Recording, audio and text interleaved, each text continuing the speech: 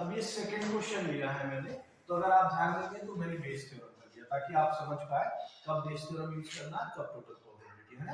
तो यहाँ पर एक चीज आप देखिए, सबसे पहले मैंने फॉर्मूला लिख दिया है। ये काम आपको सबसे पहले ही करना है बात, ठीक है। तो उसके लिए पहले आपको क्वेश्चन पढ़ के कंफर्म करना पड़ेगा बेस थ्योरम की टोटल प्रोबेबिलिटी। तो यहाँ से देखिए क्या बोल रहा है, 52 कार्ड है, उसमें से ना एक कार्ड खो गया है, तो फिर ऑब्वियसली बचे कितने, 51 कार्ड।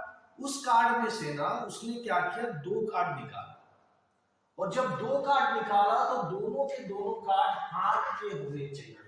ये बोल रहा है कि भैया 52 कार्ड में से एक कार्ड खो गया, एक कार्ड निकाल के मैंने फेंक दिया जाने में, मान लीजिए खो गया, फिर बचे 51 में से मैंने 2 कार्ड निकाले, और वहां पर उसने कंडीशन क्या लगा दिया कि ये दोनों कार्ड जो निकला है वो हाथ का ही होना चाहिए, और प्रोबेबिलिटी किसी और की निकालनी है। प्रोबेबिलिटी किसकी निकालनी है, find the probability that the missing card to be a heart. Probability ये निकालनी है कि मिसिंग कार्ड हार्ट का हो, और साथ में कंडीशन क्या लगा दिया कि भैया जो 2 कार्ड तुम निकाल रहे हो बचे 51 में से, बचे 51 क्यों, क्योंकि एक कार्ड खो गया है, तो बचे 51 में से आप जो 2 कार्ड निकाल रहे हो वो दोनों कार्ड हार्ट का होना चाहिए, ये कंडीशन है। और जिसकी प्रोबेबिलिटी निकालनी है कुछ और है, क्या है कि मिसिंग कार्ड भी हार्ट का होना चाहिए। तो ये प्रोबेबिलिटी निकालना है इसका, और यहाँ कंडीशन लग गया, तो इमीडिएटली मैं जान गया बेस थ्योरम, तो मैंने बेस थ्योरम का फॉर्मूला लिख दिया। अब आप देखिए, जब मैं टोटल प्रोबेबिलिटी का फॉर्मूला लिखा था तो जिसकी प्रोबेबिलिटी निकालनी होती थी मैं उसको ए ले लेता था, इवेंट ए। क्यों, क्योंकि बेस थ्योरम में फॉर्मूला क्या होता है, P of A equals to, होगा थोड़ा सा जल्दी देख लीजिए, P of A equals to P of A1 into P of E1 into P of A by E1 plus dash dash dash करके चला जाता है, ठीक। तो यहां पर जिसकी प्रोबेबिलिटी निकालनी होती है उसको A लेते हैं। अगर आप क्या यूज कर रहे हो, अगर आप टोटल प्रोबेबिलिटी यूज कर रहे हो तो जिसकी प्रोबेबिलिटी निकालने बोलेगा उसको ये लेना। यहां पर बेस थ्योरम में जिसकी प्रोबेबिलिटी निकालनी है उसको आपको फॉर्मूले के अकॉर्डिंग क्या लेना है, E1 लेना है।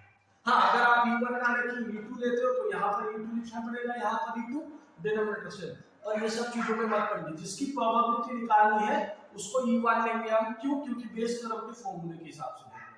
और वहां टोटल प्रोबेबिलिटी अगर लग रहा है तो जिसकी प्रोबेबिलिटी निकालनी है उसको A लेना है। ये एक्चुअली होता क्या है मैंने बताया नहीं, क्योंकि मैं चीजों को जितना कम रख सकूं कम रखना ही चाहता हूँ। ये एक्चुअली क्या होता है, एक स्पेशल इवेंट होता है जो या तो E1 के साथ होता है या E2 के साथ होता है या E3 के साथ होता है। इतना सारा डीपली आप मत जाइए, आपके पास टाइम शॉर्ट है। सीधी सी बात, अगर बेस थ्योरम लगा रहे हैं तो जिसकी प्रोबेबिलिटी निकालनी है वो E1, उसको E1 ले लोगे, और अगर टोटल प्रोबेबिलिटी है तो जिसकी प्रोबेबिलिटी निकालनी है उसको A ले लोगे, ठीक है। तो यहां से मैं जान गया जिसकी प्रोबेबिलिटी निकालनी है उसको E1 लेना है, तो मैंने E1 ले लिया, किसकी प्रोबेबिलिटी निकालनी है, find the probability of missing card to be a heart। तो E1 क्या हो जाएगा, missing card is heart, मतलब हार्ट का कार्ड हो गया। अब तो E1 अगर है तो ये पार्टीशन ऑफ सैंपल स्पेस है, मतलब और इवेंट होंगे, एक E1 होगा, एक E2 होगा, E3 होगा, तो ऐसे कितने इवेंट होंगे। तो अब आपको देखना पड़ेगा इससे मिलता जुलता कितना इवेंट हो सकता है। तो इसको जब आपने मिसिंग कार्ड को हार्ट मान रहे हो तो मिसिंग कार्ड और क्या क्या हो सकते हैं, वो सारे इवेंट हो जाएंगे। तो मिसिंग कार्ड और क्या क्या हो सकते हैं, मिसिंग कार्ड आपका हार्ट के अलावा वो मिसिंग कार्ड किसका हो सकता है, डायमंड का हो सकता है। 4 सूट होते हैं ना, ठीक, ये दोनों रेड सूट रेड कलर के होते हैं दोनों, इस सूट के कार्ड। फिर तीसरा मिसिंग कार्ड इज क्या हो जाएगा, मान लीजिए क्लब का हो सकता है, या फिर एक और इवेंट हो सकता है। जितने हो सकता है वो मैं लिखते जाऊंगा, क्योंकि मिसिंग कार्ड और क्या हो सकता है, मिसिंग कार्ड आपका हार्ट हो गया, डायमंड हो गया, दोनों रेड, और 2 ब्लैक होते हैं, एक क्लब और दूसरा स्पेड। तो मिसिंग कार्ड आपका स्पेड का भी हो सकता है, ठीक। तो E1 E2 E3 E4 बन गया, तो फॉर्मूले में, ठीक है। तो मिसिंग कार्ड की इतने E1 लिखा, उसी को देख के E1 अगर हार्ट का है मिसिंग कार्ड तो फिर डायमंड का भी होगा, क्लब का भी, स्पेड का भी, तो ये 4 हो गए, ठीक है।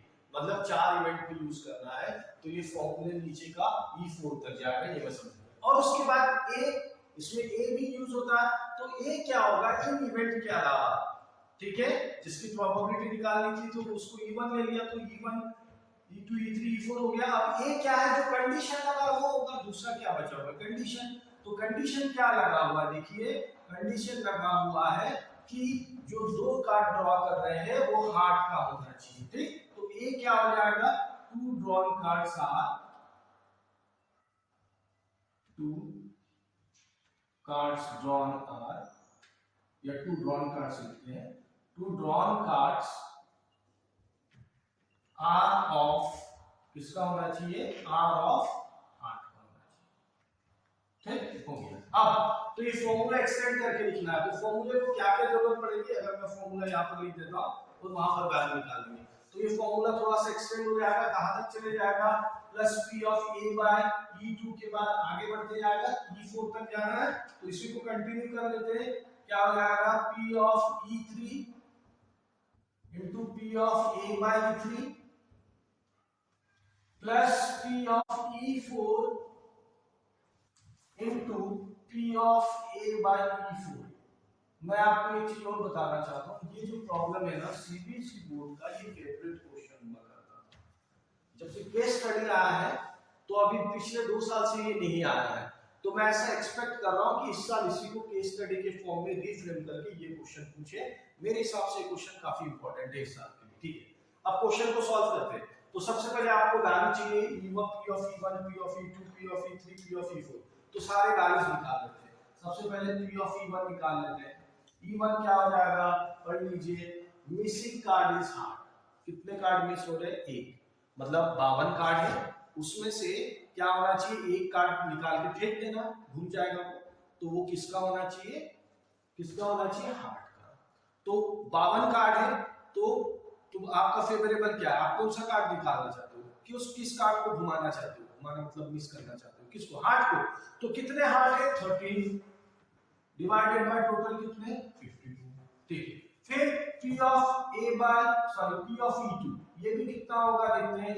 आपको इस बार क्या निकालना है, किस कार्ड को निकाल के फेंक देना, डायमंड। तो डेक ऑफ कार्ड में कितने डायमंड होते हैं, 13, या सुन लो, तो 13 में से एक निकाल के फेंकना रहेगा। तो पूरे 13 में फेवरेबल, तो फेवरेबल आउटकम 13, टोटल आउटकम 52।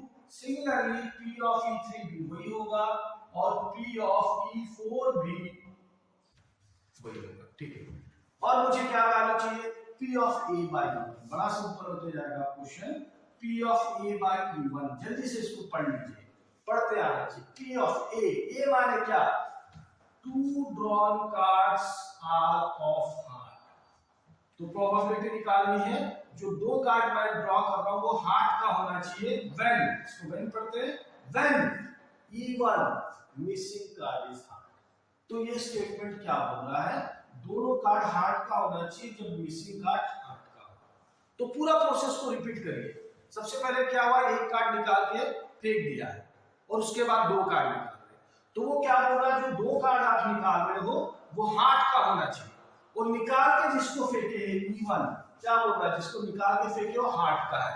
मतलब 52 कार्ड है, एक हार्ट का कार्ड निकाल के आपने फेंक दिया। अब आपको दो कार्ड निकालने हैं और दोनों किसके होने चाहिए, हार्ट के लिए होने चाहिए।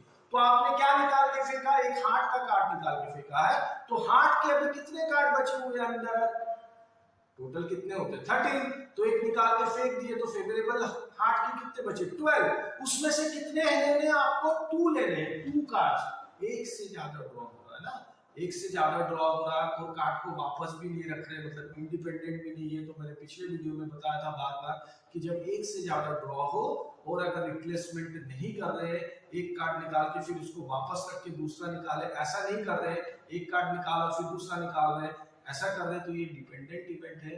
तो ऐसे में क्या लगाते हैं, कॉम्बिनेशन। कब लगाते हैं, जब एक से ज्यादा ड्रॉ हो और इवेंट आपका डिपेंडेंट, इंडिपेंडेंट ना हो। तो यहाँ पर दो कार्ड निकाल रहा है एक साथ, तो कॉम्बिनेशन लगाना पड़ेगा। तो 52 कार्ड में से एक कार्ड किसका फेंकने बोल रहा है, किसको मिस कर देना है, हार्ट का। तो बचे कितने हार्ट, 12 में से कितने लेने हैं, 2 कार्ड्स। तो 12 में से 2 कार्ड्स को कैसे सिलेक्ट करते हैं, 12C2 divided by n of s। n of s में भी आपको ध्यान देना है, टोटल कितने कार्ड है। तो एक डायमंड, एक हार्ट का निकाल के आप फेंक दिए, तो बचे कार्ड उसमें से ड्रॉ कर रहे थे ना, तो बचे कार्ड 51। तो टोटल आउटकम क्या हो जाएगा 51 में से कोई कॉम्बिनेशन क्यों लगा वो समझ में आ गया होगा। जिसको अभी भी डाउट हो रहा है वो पिछला वीडियो देख लेंगे, है ना, इंडिपेंडेंट डिपेंड वाला। ठीक है, उसके बाद similarly P of A by E2, A by E2 क्या है देखते हैं।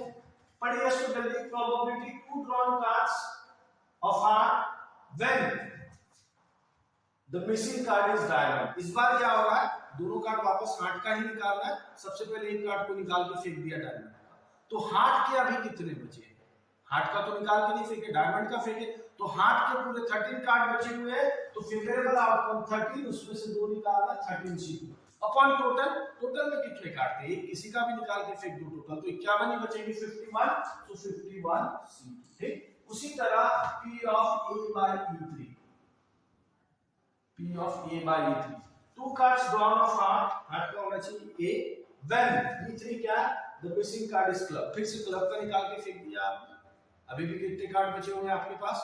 51 कार्ड बचे, उसमें आपको 2 कार्ड किसके निकालने हैं? हार्ट के। तो हार्ट के तो सारे कार्ड उसके अंदर है ही, तो हार्ट के अभी भी 13 कार्ड रखे हुए हैं, उसमें से 2 निकाल रहे हैं 13 C2। और NFS क्या हो जाएगा, एक कार्ड निकाल के फेंका था, उसके बाद 2 कार्ड निकाल रहे थे, तो कितने कार्ड थे टोटल? 51, तो 51 C2।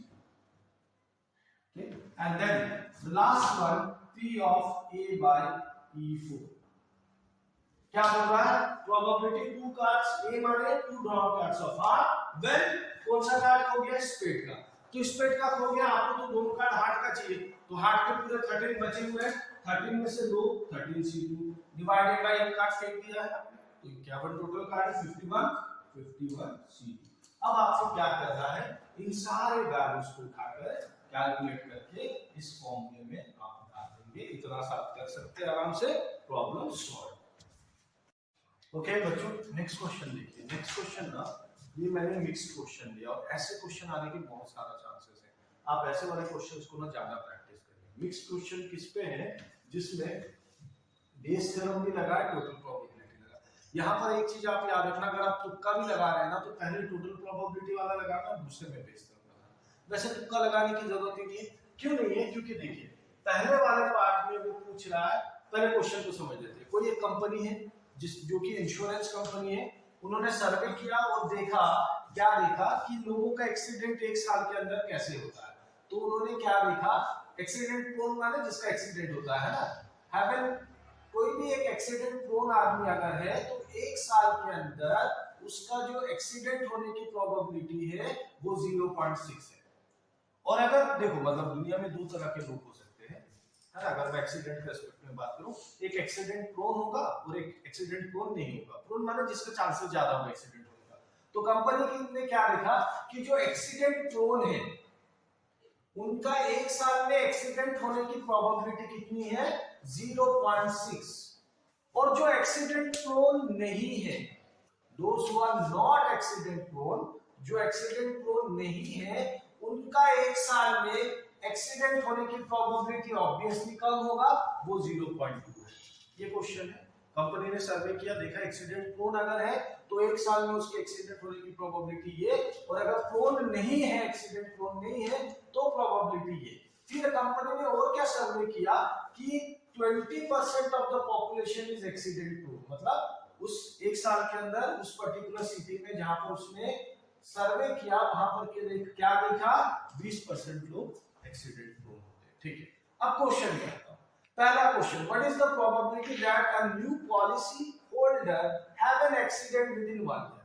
यहां पर पूछ रहा है कि किसी आदमी ने पॉलिसी जो है ले लिया है और उसका 1 साल में एक्सीडेंट होने की प्रोबेबिलिटी निकालो, कोई कंडीशन नहीं है, तो क्या हो गया? ऑटोमेटिकली क्या लगा? क्या लग गया? ऑटोमेटिकली लगा टोटल प्रोबेबिलिटी। ठीक, तो फर्स्ट पार्ट को सॉल्व करने के लिए मुझे टोटल प्रोबेबिलिटी निकालनी है। ठीक है, थ्योरम ऑफ टोटल प्रोबेबिलिटी क्या हो जाएगा? P of A equals to, याद है formula, E1 into A by U1। फिर जितने इवेंट होंगे ये आगे सेम पैटर्न में आगे बढ़ते जाएगा, P of E2 into P of A by E2। मेरे ख्याल से यहाँ पर 2 ही इवेंट होंगे, E1 E2, partition of sample space 2 ही होंगे। देख लेते हैं। ठीक, लिख लिया मैंने, पहले क्वेश्चन में समझ गया कि थ्योरम ऑफ टोटल प्रोबेबिलिटी लगनी है, पहले फॉर्मूला लिख लिया। अब मैं सब वैल्यू निकालना स्टार्ट करता हूँ। सबसे पहले A की वैल्यू निकालता हूँ।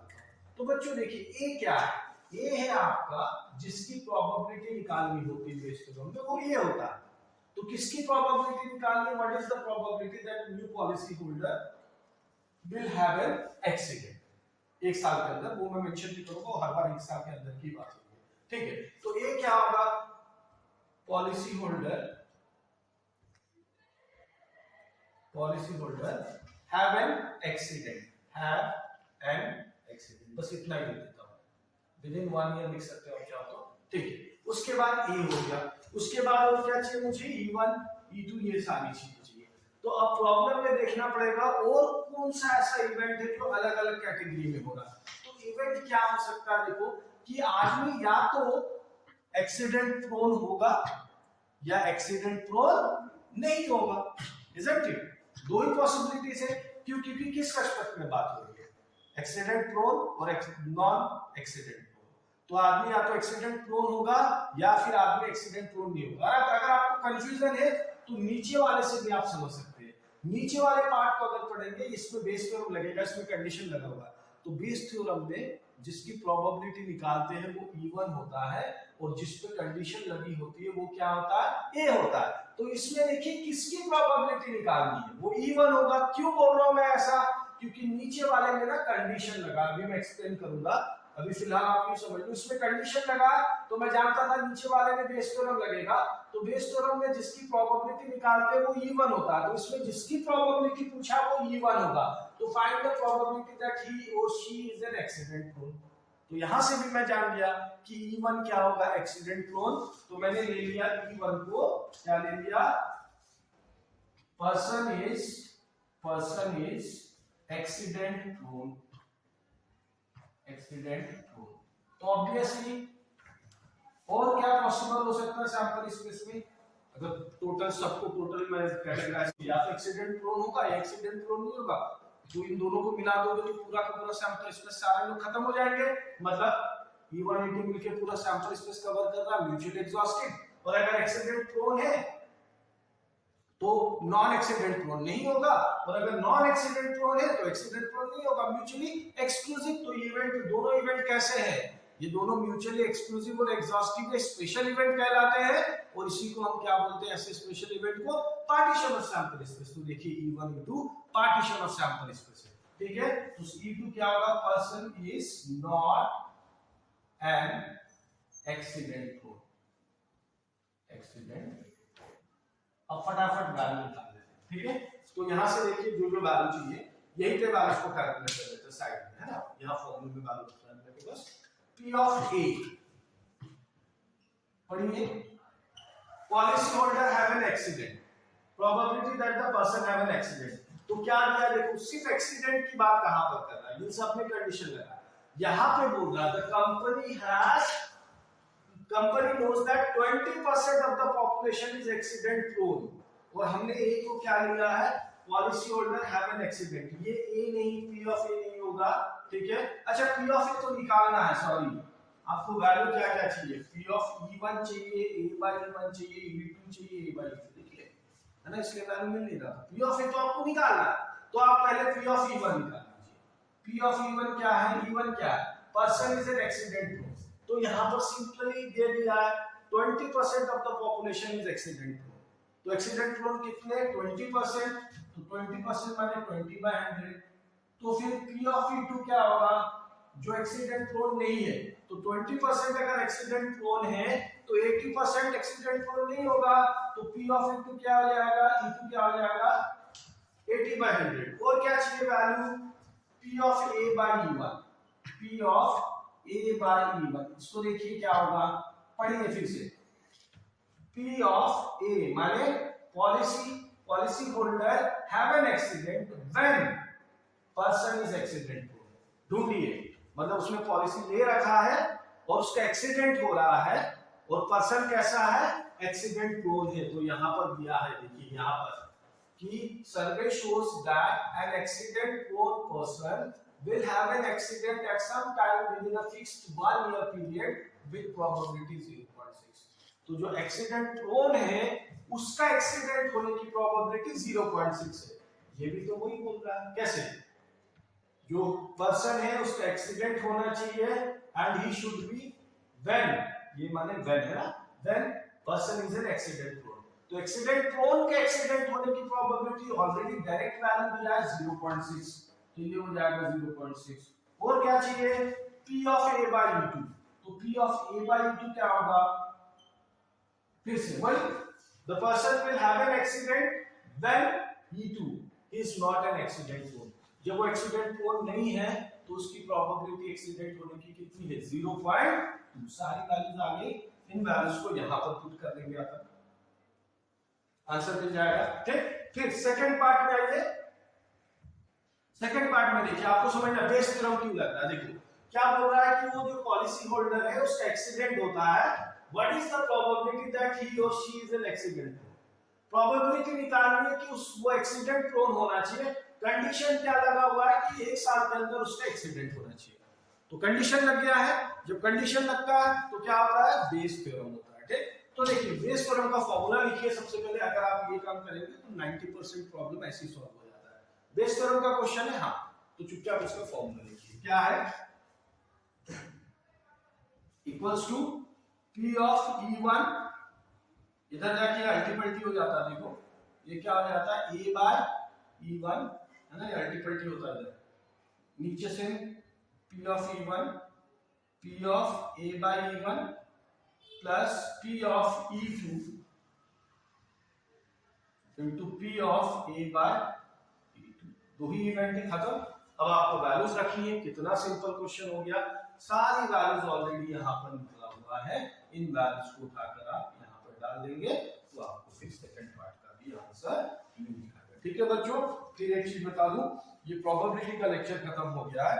अगर आपने वीडियो को एंड तक देखा तो मैं आपको बताना चाहता हूँ कि बाकी चैप्टर्स को ये कंटेंट थोड़ा लंबा हो गया, मतलब 3 मार्क का कंटेंट ज्यादा लंबा था, 4 मार्क का काफी छोटा किया। तो ऐसे क्वेश्चन को आप प्रैक्टिस कर लेना, जिसमें 2 पार्ट होते हैं, एक में टोटल प्रोबेबिलिटी, एक में बेस थ्योरम लगता है। और अगर आप तुक्का भी लगा रहे तो पहले में टोटल प्रोबेबिलिटी, दूसरे में बेस थ्योरम लगा देना। वैसे आपको समझ में आ गया होगा, कंडीशन भी तो बेस लगाना है ना। फिर जो अगला वीडियो होगा बच्चों, अब वो हर चैप्टर का बहुत सिलेक्टिव कंटेंट होगा, वो छोटा छोटा होगा और उसको वो जल्दी आप प्रिपेयर कर पाएंगे। तो मैं अगला वीडियो बनाने का सोच रहा हूँ 3 डायमेंशनल ज्योमेट्री पे। चलिए उस वीडियो के साथ मिलते हैं। Thank you.